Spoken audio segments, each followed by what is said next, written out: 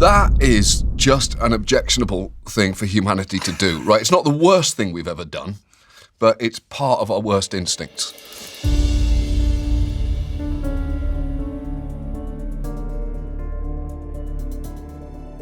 Hey, what's going on, everybody? For First We Feast, I'm Sean Evans, and you're watching Hot Ones. It's the show with hot questions and even hotter wings. And today we're joined by John Oliver. Here we are. He's the Peabody Award-winning host of Last Week Tonight with John Oliver, a show that's won more than 24 Emmys since premiering in 2014. Catch new episodes Sunday nights on HBO at 11 o'clock Eastern, with past episodes canonized rather convenient right here on YouTube. Oh, John right. Oliver, welcome to the show. Thank you, Sean. I was gonna say it's a pleasure to be here, but let's not start with me lying right into your face. Right. You know, that's how we build the trust. That's here. right, We just exactly. have to be honest with each Exactly. other. Let's build an immediate connection. My instinct says this is gonna go very, very badly.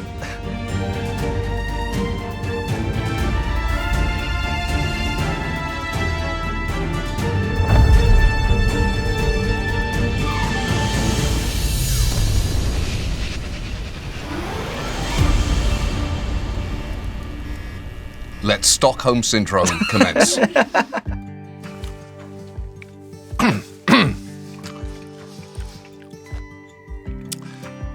I'll be honest, that was hotter than I wanted the first one to be. I would not say great at this point. I would say, uh-oh, we're working with a different spectrum than my face is used to. We're gonna put a number to it today, all right? Okay, yeah, all right. Do you have an all-time favorite misuse of HBO resources for a man. bit on Last Week Tonight? I mean, I love misusing their resources. There's almost nothing in life that makes me happier than doing something I think they're gonna be a little bit mad at. So yeah, we bought Russell Crowe's jockstrap. I was gonna give people context. I don't know if you really need any. It was from the movie Cinderella Man. So we bought it and we sent it to one of the last remaining blockbusters in Alaska. I think that then shut down. I believe R.I.P. it was then sent to the actual last blockbuster, which I think is in Oregon. I think that's where Russell Crowe's Cinderella Man jockstrap is right now. The Smoky J. I don't like the name at all.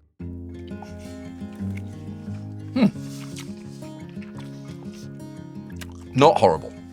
Right. I think you were kind of jarred a little bit by the first one, you know, but that would be like, you know, you're a football fan, right? That's like you got out on the pitch, you took Yes. a bump, and now you're settled into the game, you know? Yes. Which football are we talking about there? I'm talking about round Yes. football, you Yes. know, because I'm a host. I'm hospitable. You know Thank what I'm you. saying, John? Yes. Oh, pitch. Pitch was the giveaway. Pitch. I didn't even, that really was hospitable. You said pitch and I didn't even internalize that you were being gracious. Yes. I love football very much. And that, you're right, that felt like, this one gave me a nudge. This one, I don't feel nudges anymore. Because you're in the game, baby. Because I'm You're in the game. I'm all about the game. So when we had Louis Theroux on the show last year, yeah. he said that his Britishness works as like a superpower for Yes. getting American subjects to just reflexively trust him. Does that align at all with your own experience? It does. I mean, he's a brilliant interviewer, right? In fact, I thought I was going to meet him. It was when I was working at The Daily Show. It was a producer there had worked with him, and they'd set up something for my birthday, and so he just needed to get me upstairs. And he said, Louis Theroux's here, do you want to meet him? And I was so excited. And then I ran in, and it was just a surprise birthday party for me. And I had to really reverse engineer. Oh, I thought I was meeting Louis Theroux, not this. An emotional sort of short-circuiting. That's right. This isn't what I wanted. You're not him. You're celebrating my birth. That's not what I was promised. The Stella Fuzz, Funky's hot sauce. Yeah, the names are getting fun. Yeah, aren't they though? Actually like that. This is going to be the moment I remember somewhere over here as the good times. From breaking your nose in a Civil War reenactment to Yeah. hiding from security during the 2008 Republican National Convention. Yeah. What stands out in your memory as being the most harrowing experience you had as a Daily Show field reporter?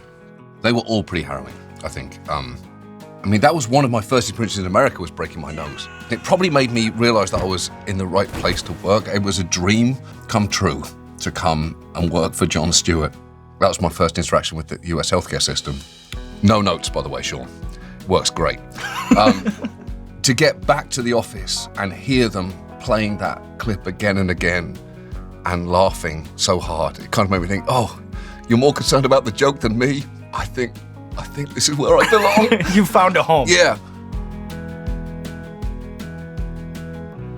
Los Calientes, Verde. Again, I feel like I'm being hit in the face with a setup jab, right? Right. It's the lead left that is hitting me, but that's not the fist I'm worried about. You know what? Just roll with it because we're moving forward. You know what I mean? Every step is a sauce that's out of the way. You know what I'm saying? So you just take it. If you got kind of a freebie, just take it. Don't apologize for it. Enjoy it. These are the good times. These step is a sauce out of the way. If that isn't a piece of merch, if you don't have that on a t-shirt, Chris, run it. And you're leaving money on the table. For the uninitiated, what's magical about the Edinburgh Festival, and how do you think it shaped you as a stand-up? I mean, the magical thing about it, and that word is overused, but to me there is a really magic to it, is that it's not curated. Like so many other festivals, you're invited to come so that you maintain a certain standard. The beauty of Edinburgh is that kind of quality control doesn't exist. So it's just absolute free-for-all of artistic mayhem, and that can produce things as great and as terrible as you would imagine. It is the greatest place. I miss it so much every year. It's the best. And it seems like bombing is almost a part of the process. It's like a rite of passage when you do that. Is there a set that you look back on and think of as like a comedy nightmare? There was a gig in Edinburgh. I'm not sure if it still goes. It started at 1 a.m. It was called Late and Live, and it was a bear pit. So it's starts at 1. Notoriously aggressive. There was one time I'd bombed already, very fun. And then a comedian had gone on after me and done really well, and he was getting an encore. And as he came off, we agreed that it would be funny if I took his encore. So I then went back on, and a guy smashed a beer glass on the table in front of me, and he said, "If you tell another joke, I'm going to stab you." And I said to him, this anger in you, it just can't be about me. And he said, "It really is." And that's one of the happiest memories of Edinburgh I have, is having a guy saying, "You are going to compel me to commit an act of violence." That is how much I object to what you think is funny. Yes, and that violence, it's not me. That's right. It's you. That's right. I promise this is you problem. Your implication is there are other things happening in my life. There aren't. I have a stable, happy life. You've turned it upside down, and you must be stopped. Queso sin queso. I don't know if that's a collab I'd encourage. But another level of heat, but it seems like you're kind of on top of it. I was a little nervous with the first one, but it does seem like you've caught a rhythm here, John. Oh, yeah. Yeah. I mean, if you're asking, have my confidence gone up? No. I'm still at thinking. That's smart. That's smart. Where people get into trouble is when they get overconfident. Yes. At this point. That is not possible. We're 5 in. I think we all know where this is heading. You have a quote that I found interesting where you said, "The problem is the loudest journalism in America is generally saying the least." Can you unpackage that? With our show, no one in their right mind would try and do a show about prison health. No one wants to hear about that. But they should know about it, and so we're going to force feed it to them. And we're in a very, very lucky position because we don't have the commercial pressures that other certain news outlets do have. So we are lucky to be able to follow whatever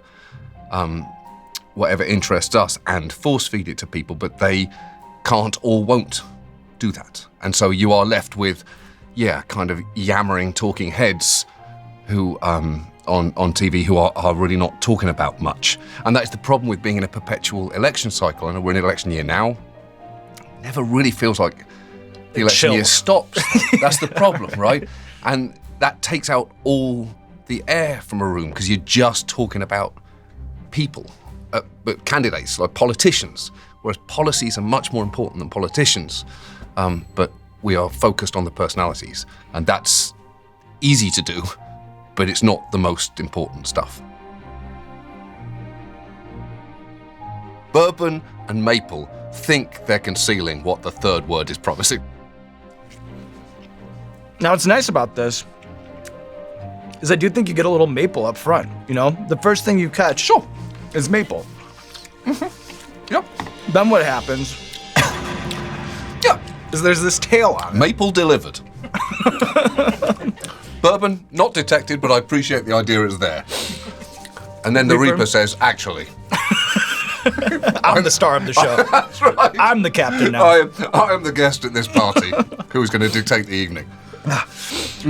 Are you someone who finds comfort in the stress and tension of an adversarial interview? It almost seems like it would be like a prerequisite for anyone who went through the Daily Show School of Broadcasting. Yeah, that's a really good question. Yes is the answer, and I can't really square that with who I am as a person. There is something where my heart rate goes down and I don't feel what they are feeling. So yeah, I can't really explain why I don't mind it, and I'm drawn to hostile interviews. It brings out a side of me that I don't particularly like, but it is there.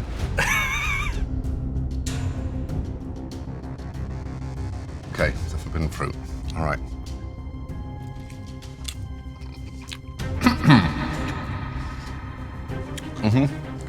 Same with me. Yep. This is a jump. That wasn't fun. That's not an experience I'm going to look back upon with. Remember the good old days? Yeah. Remember the good old days, Yeah. John? Remember Punky's hot sauce? Oh, Those Punky's are the hot best. sauce. With your Stella fuzz. And your fun little cartoon fox. We had fun, didn't we? If I went to a Liverpool match at Anfield, what's one chant and one obscenity I'd need to know? Mo Salah's chant, you should probably know.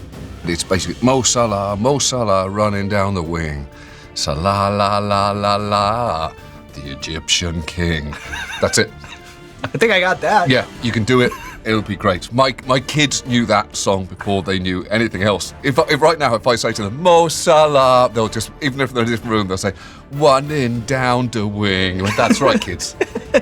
That's right. Where does nailing that free kick in Soweto when you were covering the Oh my world, God. where does that fall on your list of career accomplishments? It has to be up there. It is so depressingly high. I'm genuinely embarrassed to say how much it meant to me scoring that free kick. In my head, I'm seeing a wall of like 4 or 5 like 6-foot guys, Yeah. and it bending all the way around, then kissing the bottom of the crossbar and going in. It went in, and I just started running. Absolute joy coursing through my body, and yeah, it's one of the best sporting moments of my life. And I think, and the whole thing was kind of set up as a joke, right? It wasn't a game. He might have let it in. But the fact I scored, I think, a serviceable free kick in Soweto is spectacular. I mean, I've been putting this off, but I guess There's nowhere to run. No. All right. Okay. And this will know almost immediately. Holy fucking shit.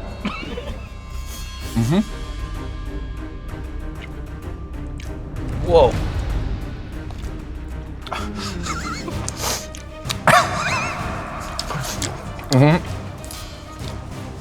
And I'm not gonna lie to you, John, it's just gonna kind of build from here a little bit. Oh, that's good to know. Yeah, I just want to be Oh, transparent. good. Yeah, thanks. I'm pretty angry at that. Yeah. No, I get it. Are you about to smash a glass? Please don't stab me, John.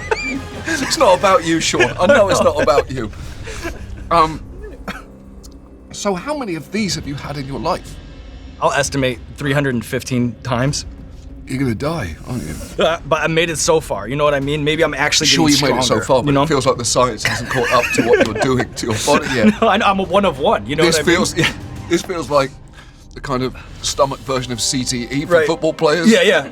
They're gonna cut your stomach open and realize, oh yeah, you They're can't gonna read actually about do me in this. a medical journal This someday. actually isn't okay. And then just be careful around your eyes. You know what I mean? Because you have it on your fingers. Makes I can see sense. the tears coming, so I'm just be very careful. Be very Yeah. careful. And you know what? While you endure that, Yeah. I know that you spend over a month preparing to systemically dissect all these complex issues on your show. We do. But after the bomb, I think it would just be kind of fun to get your totally unprepared, raw take on some hot topics. So I'll just throw them everything, at you, just to be John clear, Oliver. Sean, everything that I just said I don't like, you want me to do now. 100%. What I like is, considered, I wish the news did it more, take your time. Right. Render a coherent opinion, make sure you back it up, don't shoot from the hip. What you're saying is... The walls are closing in and I've pulled the guns. Go. The Muppets. The Muppets. Yes, Muppets. Okay, I love the Muppets so much in many ways. Crazy this might sound, we've kind of modelled the show around the Muppets. Like those big things that they did. The big things the Muppets did. I don't know what I'm talking about now. I love puppets, Sean. Love Island. This feels like my Vietnam. I shouldn't have got into this, and I've got no good way out. Yeah, and the napalm is, you can feel it in the room. Sorry, you were saying? Love Island. Love Island is Britain's id. It is, if you take us at our best with Monty Python, I'm afraid you must also take us at our worst with Love Island. George Santos in Office, I kind of turned on, it seemed like at the start, this guy has no place in politics. Towards the end, I thought, I kind of love this guy. He's this part of me, not a part that I particularly respect, one that I try and mute, thinking, well, now what's he doing? He's got a mystery baby, sounds right. Come on, George, what do you got next? Felt like his whole time in Office seemed to be again produced by Andy Cohen in a way that I genuinely liked. The Bomb Beyond Insanity. To Bomb Beyond Insanity, that is just an objectionable thing for humanity to do, right? It's not the worst thing we've ever done, but it's part of our worst instincts.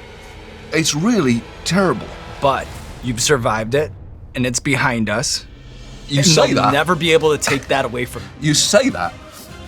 I couldn't say I'd be completely surprised if I woke up in a hospital room now and they said, oh no, you blacked out after queso sin queso.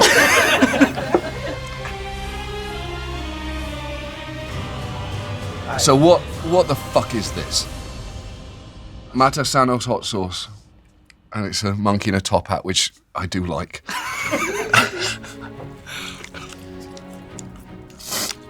Is this going to be worse? No, nothing's going to be as bad as what you just ate. It won't be fun, but it will not be worse. Yeah, that's a perfect description of this. This is not fun. But not worse. Why am I still eating it? I don't know. I'm just following along with you, John. Why on earth am I eating more of that? Maybe you like it, Yeah, there's a the tension that you find comfort in. Yeah, exactly. There's a deeply self-loathing of myself. Yeah. You deserve it. You deserve the monkey in the hat spitting its metallic venom at you. Of the odd jobs that you worked before TV, which do you remember fonder? Shoveling oats as a factory worker, or working the phones for someone who trafficked and stolen kitchen appliances? I did do both of those things. There was one odd job that I had. That one summer when I was a kid, I was a cashier at like an independent little supermarket. It was whenever there were price stickers on things and you had to input it. To make the day go, interestingly, I kind of had a kind of dynamic pricing system for people. So the people, like, I would overcharge some people so I could undercharge others. So it was basically operating my own kind of taxation system on, I know that you came up in a nice car. Bad news, these beans are going to cost more than you think. This woman comes in with 4 kids, these beans are going to be half price for you. And it made it work. So it was like my perfect version of making, The world, you're like a Robin Hood. You're a cashier Robin Hood. Yeah, that was a fun job though. Yeah. All right, John. All right. Wow. Okay, so what's this? Oh, what the hell? We've come this far. What do you do? Is that all right? Let me see. Yeah, that's generous. Okay. I'd maybe do one of these. Okay. Yeah, hit it with one of those. I'm at a point, to be honest, where I'm not sure I can feel anything anymore. Yeah, right. I feel like a space sociopath. We're on the other now. side. We're on the other side. Yeah. Well, cheers, John. What a cheers. run. Salud. Salud. We did it. I mean... And again, like the last one, not fun, but it's all behind us. Yeah, it kind of doesn't matter. It doesn't matter. Anymore, right? This resets your body's expectations of what is allowable. The hard part's over, John. Yeah. We just have one more question for you. Yeah. And to do it, I want to kick it back to when we had Trevor Noah in the show. Okay. And he said that the parting words that he received from Jon Stewart when taking over the show was, Oh yeah, what? I'm leaving because I'm old and angry, and you're young and happy. So enjoy it while it lasts. As someone who's marinated in news headlines and commentary for nearly 2 decades, how do you think your work has shaped your view of the future? Like, do you think that you've been permanently fossilized in a kind of cynicism? Or does your experience give you like an oddly optimistic look at what's ahead? That's a really good question. I think, to a certain extent, yes, but not beyond that. I think the deeper you look into these stories, the more flawed you realise things are systemically, but the more you encounter people working incredibly hard to change things. Like clockwork, at some point during a story, I'll leave my office and go into Tim's office, who I run the show with, and we'll say, burn it down, just burn everything to the ground, because it feels like things are so bad in a story, only flames are going to purify the hell that we've built for ourselves. But you do then work through that, much like this shitty hot sauce, to realizing that in lieu of, even as you're waiting for major change that you think might not come, incremental change is possible and valuable. Was that coherent? I'm not sure what I just said. Nailed the dismount. John Oliver, look at you. Taking on look at you. The wings of death, living to tell the tale, Yeah. like hitting that free kick in Soweto. That's right. Right at the top, baby. Kissed the crossbar, went And in. I'm running.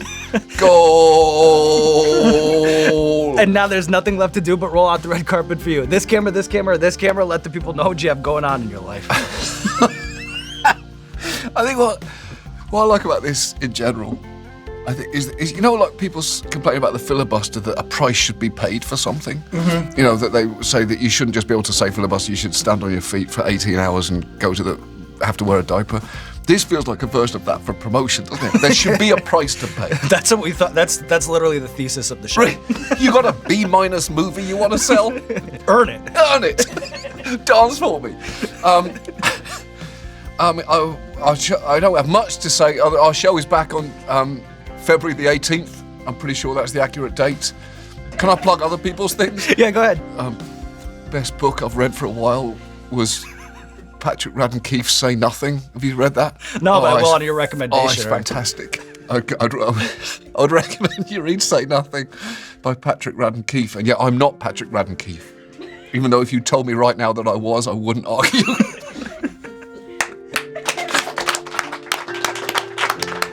Wow. That's the Hot Ones experience. Yeah, and it is an experience, isn't it? I can see why people feel closer to you at the end of this. We trauma bond. Because you go through a common experience. Come over here and give me a hug. Yeah. That's right. It's like we've been through battle together. Thanks so much, mate. Really nice to meet you. It was really fun. Hey, what's going on, Hot Ones fans? This is Sean Evans. Thank you so much for watching today's episode. And if you would like to get the taste of Hot Ones delivered right to your door, well, I have good news for you. The season 23 Hot Ones 10-pack is available now. Heatness.com, heatness.com. That's heatness.com to get your hands on the season 23 Hot Ones lineup. Milk not included, ice cream highly recommended, and remember, be careful around the eyes.